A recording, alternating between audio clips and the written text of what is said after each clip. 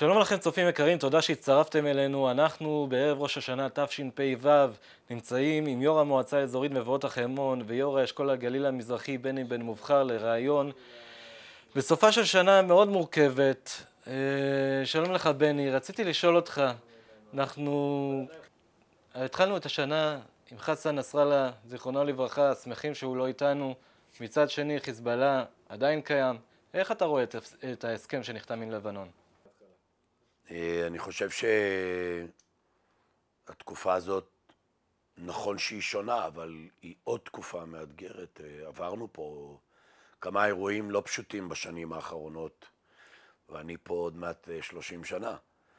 במועצה, אני בגליל מיום שנולדתי, אבל בהחלט אירוע מטלטל, אירוע שאתה מפנה 6 יישובים פלוס מתחם המועצה,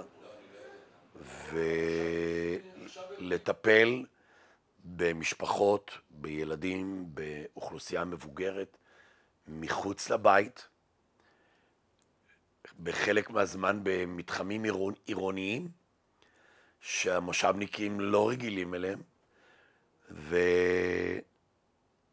ועם צוותים שהיו כבר די מוכנים לאירועים מהסוג הזה.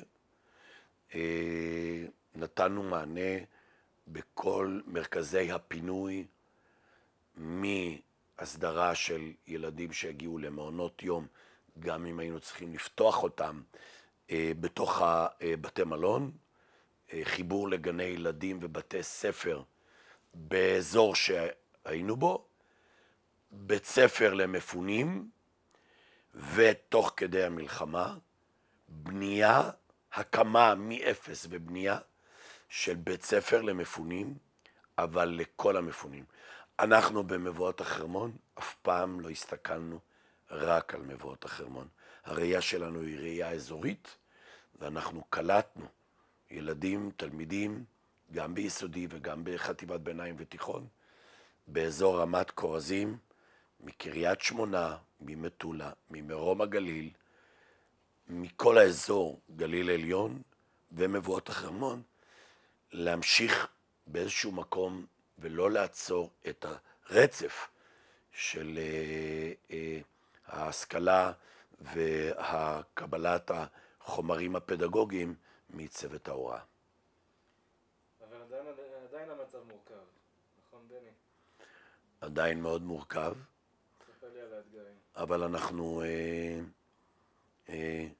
לא מתבשמים מכסף שמגיע לטפל בתשתיות. תשתיות זה דבר חומרי.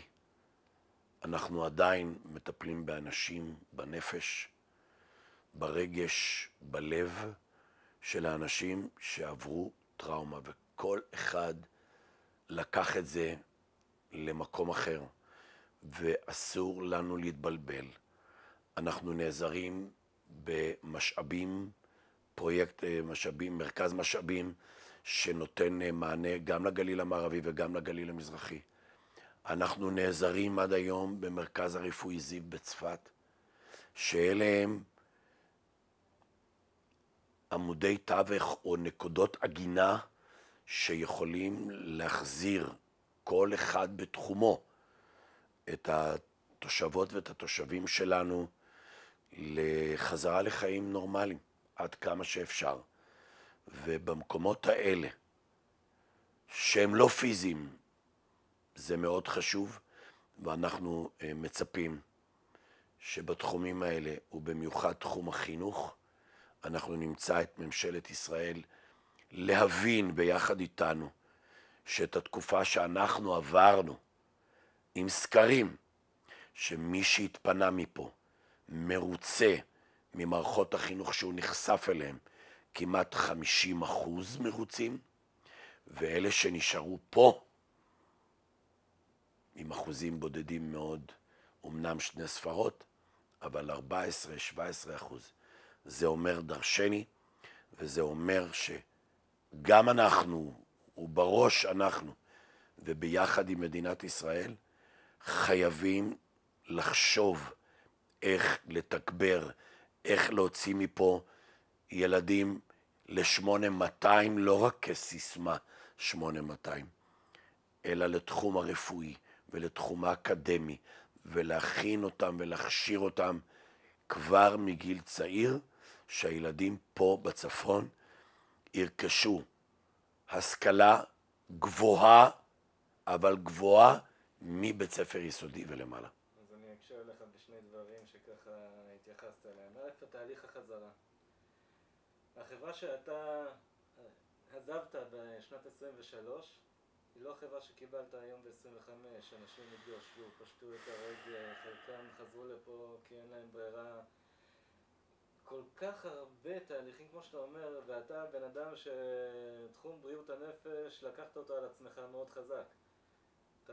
אתה חושב שיש פה בכלל, לגודל האירוע שהוא עצום, גוף שיכול לתכלל את הפגיעות האלה? שהם ישפיעו מן הסתם גם על החינוך. אני רוצה, אם יורשה לי טיפה לתקן אותך, לא עזבת ולקחת חזרה. אני לא עזבתי אף פעם, אנחנו. הנהלת מבואות החרמון, הצוות במועצה כאן במבואות החרמון, אף אחד לא רותק, כולם התגייסו מרצונם הטוב ומהלב שלהם לבנות את הקהילה חזרה. זה נכון. יש בעיות שהתגלו בתאים המשפחתיים, בגרעין המשפחתי, ואנחנו נמצאים גם שם. לא הכל אנחנו יודעים מ-day one, אבל אנחנו מגיעים לזה. איך אנחנו מגיעים לזה? אנחנו הכנסנו לכל הקהילות, מלווים בתחום הרגשי, עובדים סוציאליים, נציגים של משאבים, לכל אחד בבתי מלון היה צוות של בין 4 ל-5 אנשים.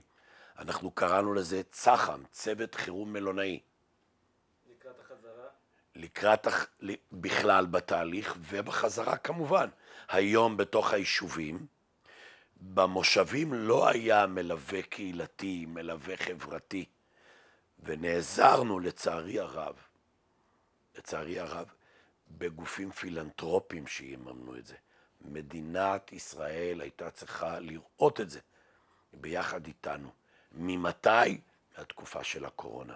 ראשי הרשויות, המנהיגים של היישובים, של המועצות המקומיות, הערים, הוכיחו בתקופה של הקורונה שהם נותנים לנו את המשאבים, אנחנו יודעים לטפל בזה הכי טוב. והשגרירים שמינינו, שיהיו בתוך הקהילה, מביאים לנו, לאנשי המקצוע כאן בתוך המועצה, את כל הדילמות, את כל הבעיות, את כל מה שנדרש, שאנחנו נגיע ונסייע ונטפל ברגישות יתר, מבלי לעשות כותרות, אלא להגיע ולגעת בלב ובנשמה של האנשים. זה יש לנו במבואות החרמון, וכפי שאתה אמרת, תודה. אנחנו יודעים לטפל בילדים מגיל 3 עד 6, מ-6 עד 21, והאוכלוסייה המבוגרת מ-21 עד 120, עם צרכים נוספים על כל הקשת, שנים רבות, ואני ממשיך במשימה הזאת באהבה ענקית, למרות שמדי פעם יש פיתויים ללכת לעסקים גדולים, לחברות גדולות, להרוויח יותר כסף. אנחנו כאן במבואות החרמון, כולנו במשימה של לדאוג ששום ילד לא יישאר מאחור, ושום אדם עם צרכים נוספים יישאר מאחור. זאת משימה שאני מבטיח שאני אעשה אותה עד יומי האחרון עבור הקהילה כאן בגליל. אולי אתה חושב שהאשכול דווקא ברמה האזורית צריך לקחת יותר חלק בעניין הזה של בריאות הנפש, בכל מה שקורה עכשיו? האשכול לוקח, בהרבה מאוד נושאים, הוא לוקח על עצמו להוביל, לסייע לרשויות במקרו, בדברים הגדולים, וכן, גם לפעמים יורדים לפרטים. האשכול נמצא כיחידת לעזור לכל המועצות בכל תקלה, בכל בעיה שיש להם, ובמיוחד שההשפעות הן השפעות אזוריות. אני אתן לך דוגמה באחת הרשויות. הגיע תקציב גדול לרשות, והם לא יכלו בגלל בעיות בירוקרטיות, לטפל בזה במיידי בתחילת שנת הלימודים, בחזרה של 1 למרץ. האשכול שיש לו מכרזי מדף, האשכול שיש לו צוות רחב ומקצועי, לשם כך הוא נולד האשכול, נתן מענה לכל אחד מהרשויות, ולא רק בתחום הביטחון, אלא בתחום החינוך, בחזרה של הילדים למוסדות החינוך, ברכישה של ציוד כמה שיותר מהר מבלי הליכים בירוקרטיים. וברגע שיש לך אשכול שהמועצה שותפה בו, המועצה היא חלק לא רק מהדירקטוריון ומהישיבות ומההד הגדול שזה נותן ברמה האזורית, אלא האשכול יודע לתת פתרון במיידי לכל מועצה ובכל סוג של תקלה או בעיה. דיברנו על החינוך הפורמלי, בוא נדבר רגע על הבלתי פורמלי, ואתה יודע שאני חושב על זה, אתה הדמות הכי מעניינת. כי נגיד המארג, אוקיי? זה דבר שאתה יכול להגיד מעל 21, לא אכפת לי, אבל עשית את זה.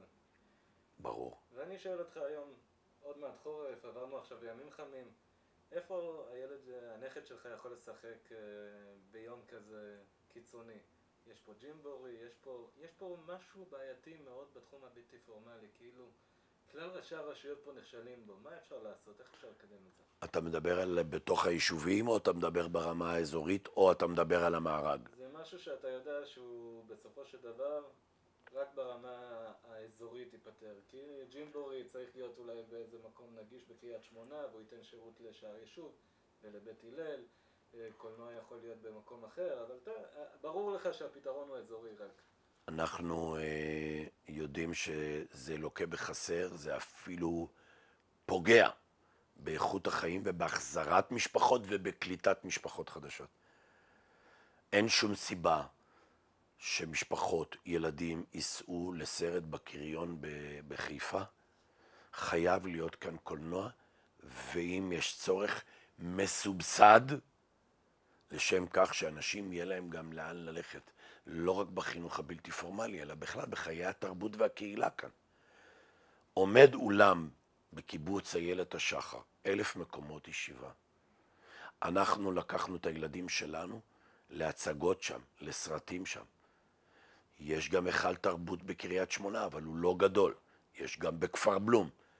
אבל המועצות, הגליל העליון ומבואות החרמון וקריית שמונה, דואגים להביא ברמה האזורית שייתן מענה לכלל האוכלוסייה.